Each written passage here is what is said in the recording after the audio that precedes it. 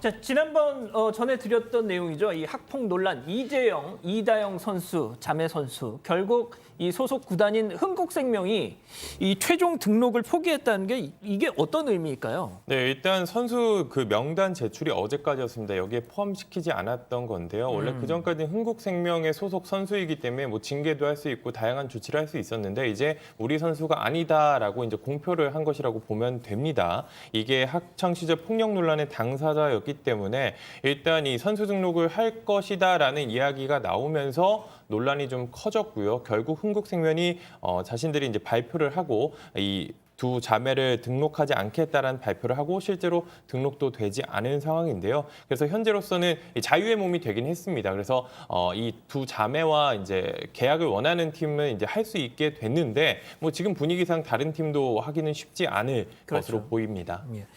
이게 그 처음에 흥국생명이 무기한 자격정지 처분을 내렸었거든요. 그러다가 지난 22일에 갑자기 선수 등록하겠다 뭐 이런 입장을 밝혀가지고 그때 막 논란이 커졌던 건데, 자 이게 갑자기 철회가 됐다는 건 구단도 야 이게 이 여론이 이게 장난이 아니구나라는 걸 좀 의식을 한 거겠죠. 당연히 그렇게 봅니다. 왜 그러냐면 처음에 이제 학폭 논란이 딱 났을 때 무기한 자격정지를 하겠다 해가지고 일단 불을 껐어요. 껐는데 나중에 이제 그 22일 날 김해일 흥국생명 핑크 스파이더스 이 단장이 배구연맹이 이사회에서 30일 선수 등록 마감일에 맞춰가지고 선수로 등록하겠다 이렇게 얘기를 했으니까 그러니까 이제 처음에는 와글와글 이렇게 하다가 좀 잠을 재운 상태에서 불시에 이제 기습을 한 거죠. 그런데 실제로 이 학교 폭력 가해자가 넉 달 만에 바로 배구 코트로 복귀를 할 수 있다라고 하는 이 비판 여론 그것에 의해서 이 배구 팬들이요. 이 트럭 시까지 했다는 거죠. 그렇죠. 예. 그러니까 그쪽에서 느낄 때는 이거는 그대로 가다가는 좀 문제가 되겠구나. 거기다가 또 어떤 얘기가 있었냐면 이 김 단장 같은 경우는 최근에 이 두 사람이 이제 그리스 쪽으로 이적을 갖다가 만약에 하게 된다면 해외 진출에 협조를 하겠다 하는 그 입장을 갖다가 또 배구연맹에다 전달했거든요. 그런데 그렇게 나가다가는 앞으로 엄청난 일이 발생이 될 거다라고 해서 지금 한 발 뒤로 물러난 것 같습니다. 자, 우리 박 변호사님이 그 스포츠 에이전시 하고 일도 있습니다, 하시잖아요. 일단 이거 이게 어떻게 되는 조금 건데? 이렇게 해석이 좀 다른 부분이 있어요. 보류권이라고 하거든요. 프로 구단은 선수에 대한 보류권을 가지고 있는데 보류권을 포기를 하면 임의 선수, 자유신분 선수가 됩니다. 그 FA FA는 좋은 의미로 되는 거고 예. 보통은 못할 때 포기를 합니다. 나가라. 예. 그러니까 그런 사람이라면 어떤 구단이든 자유롭게 계약을 할 수 있습니다. 대령할 수 있는 거죠. 그것 때문에 아마 보류권을 가지려고 등록 기간까지 아마 했던 것 같아요. 근데 그 와중에 그리스 이적 얘기가 나오니까 여론이 싸늘해졌고요. 그러다 보니까 보류권 등록을 아예 포기해버린 결과고 지금 상황이면 이 두 선수는 자유신분 선수가 되기 때문에 타 팀하고 다른 구단하고 계약은 가능합니다. 그렇지만 타 팀이 이 여론을 무시하고 계약하기는 어렵다고 보고요. 예. 그럼 또 한 가지 할 수 있는 게 그리스 등 국제 무대로 가는 그 부분이거든요. 이것도 문제가 있습니다. 왜요? 대한배구협회에서 이적 동의서를 발급을 해줘야 됩니다. 아. 요거가 이제 ITC라고 하는데 요거가 발급이 되면 외국을 갈 수가 있는데 지금 발급해주지 않겠다라고 지금 공표를 했거든요. 외국도 어렵게 됩니다. 근데 뭐 만약에 외국에서 정말 너무 잘하니까 뽑고 싶다면 국제사법재판소라든지 그런데 아이고. 가능성은 있지만 그렇게 해서 데려갈 선수들은 아니라고 봤을 때 결국은 당장은 선수 복귀는 좀 어려운 상황이 아닌가 이렇게 봅니다. 되게 복잡하군요. 알겠습니다. 자, 그럼 이쯤에서 오늘 인물 체크 포인트 짚어보죠. 억울한 부분도 있다. 자, 보신 분들 많으시겠지만 어제 약간 작정을 한 것 같았어요. 두 개 지상파 방송사에 나와서 뉴스에 나와서 인터뷰를 했더라고요. 네. 인터뷰를 했습니다. 이제 흥국생명이 이제 등록하지 않겠다라고 밝히면서 선수로서 뛸 수 없게 됐거든요. 그래서 이제 자신들의 입장을 한 4개월 만에 이제 밝혔습니다. 이제 논란이 벌어지고 무기한 자격정지 처분을 받은 지 4개월 만에 이런 입장을 밝혔는데요. 일단 본인들 자신들이 상처가 된 행동을 한 건 맞다라고 했습니다. 하지만 이게 그 폭로 내용대로 그것이 다 진실은 아니고 일부 과장되고 사실이 아닌 부분도 많다 이렇게 이야기를 했던 겁니다.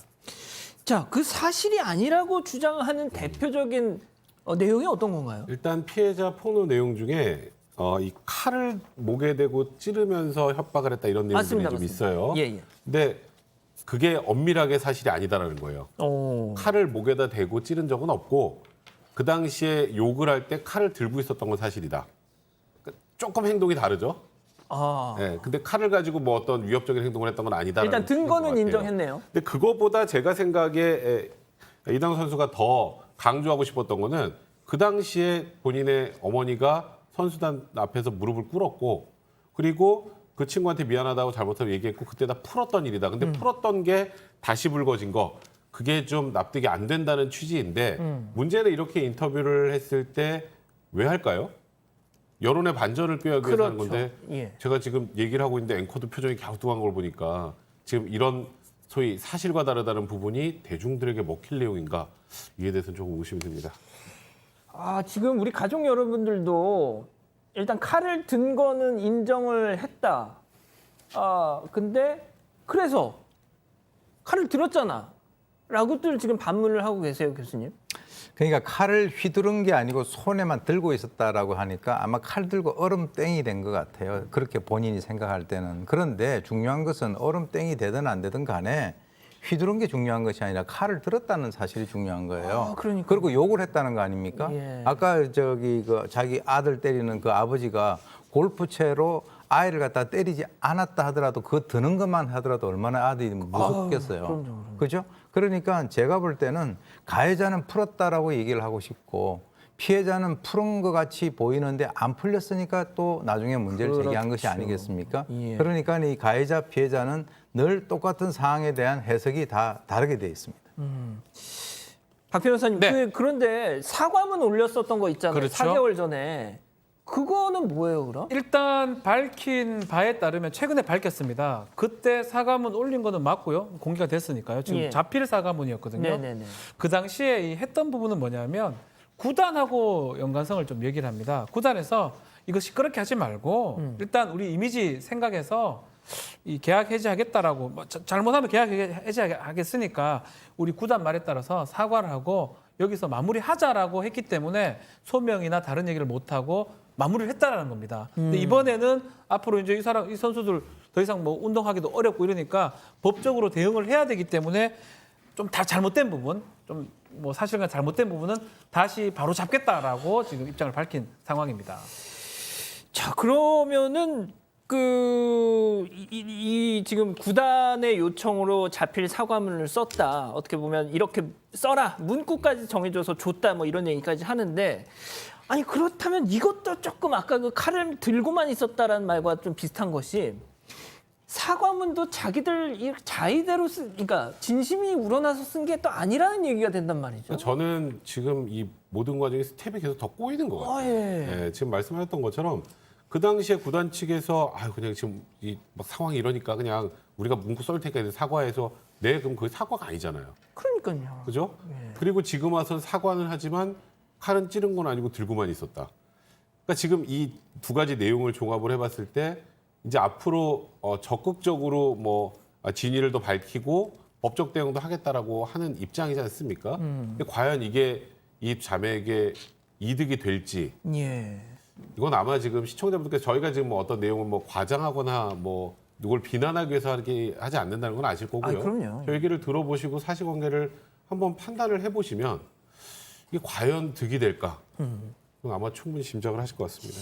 박 변호사님 네. 만약에 말이죠. 그렇죠. 어떤 흉기를 들고 있었다. 그러니까 저는 뭐 꼭 이 두 자매에 대한 그런 얘기를 하려는 게 아니라 이거 뭐 특수 협박 뭐 이런 건 뭐 적용될 만한 가능할 수 있죠. 근데 이 사건은 뭐 시간이 꽤 많이 지났기 때문에 그렇죠. 이거보다는 뭐 명예훼손 아니면 민사 이런 게 사실 문제되는 상황으로 보이는데 결국은 기억력이라든지 이런 것들이 다를 수가 있다라는 거고요. 증거 같은 게 없을 수 있기 때문에 이런 어떤 주장을 하는 걸로 보입니다.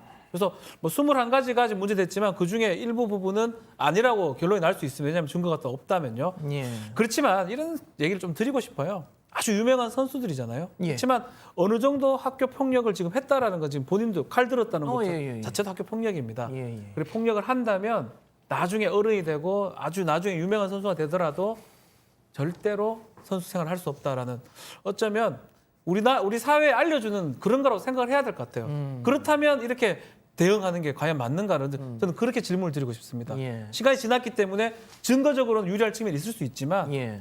과연 그렇게 하는 게 맞는지 아예 하나도 한 게 없는데 이렇게 억울했으면 저는 이해합니다. 예. 한 게 있다 그러면 과연 이렇게 하는 게 맞는지 말씀을 좀 드리고 싶어요. 그러니까 아까 뭐 백 변호사님도 말씀하셨지만, 그러니까 이 두 자매에게 누가 옆에서 조언을 하고 있는지는 모르겠지만 말을 하면 할수록 계속 좀 꼬인다는 느낌이.